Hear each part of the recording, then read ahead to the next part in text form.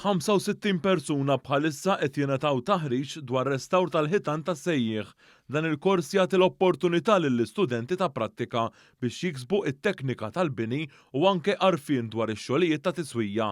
Dan it-taħriġ qed isir mill-Kunsill Konsultattiv tal-Industrija tal-Bini u l-Istitut tal-Bini għall-Edukazzjoni Avvanzata u Ogħla.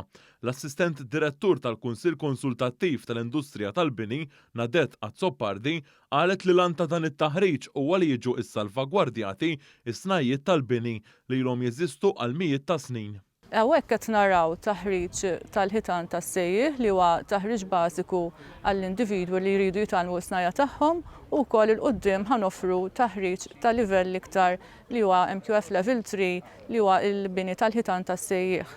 Fl-aħħar 5 snin kien hemm aktar minn 240 persuna li għamlu dan it-taħriġ fil-bini tal-ħajt tas-sejjieħ.